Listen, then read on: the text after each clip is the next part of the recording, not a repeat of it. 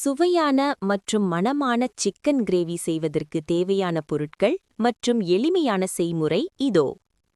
தேவையான பொருட்கள்.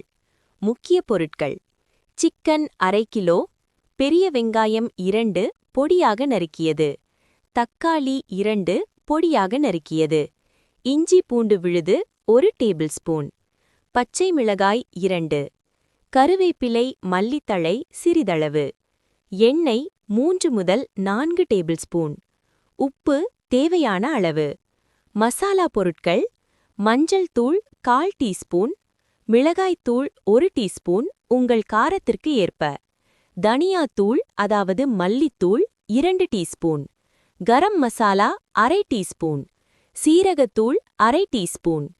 தாளிக்க: பட்டை 1 துண்டு, கிராம்பு 2, ஏலக்காய் 2, சோம்பு 1/2 டீஸ்பூன். செய்முறை விளக்கம். தயார் செய்தல்: சிக்கனை நன்கு கழுவி சுத்தம் செய்து வைக்கவும்.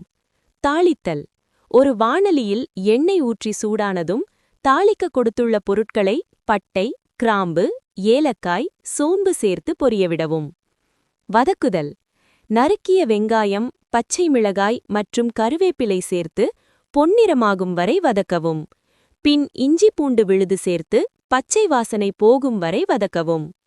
தக்காளி: தக்காளி சேர்த்து மசியும் வரை வதக்கவும்.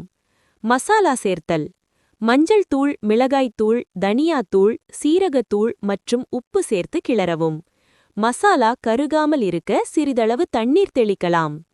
சிக்கன் வேக வைத்தல்: சுத்தம் செய்த சிக்கனை மசாலாவில் சேர்த்து நன்கு கிளறவும்.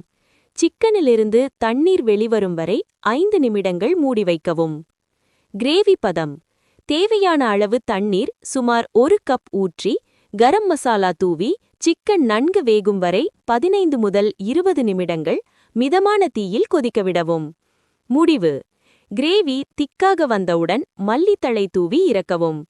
சிறு குறிப்பு: நீங்கள் இன்னும் சுவை வேண்டுமென்றால் அரைத்த தேங்காய் விழுதை இறுதியாக சேர்த்துக் கொள்ளலாம்.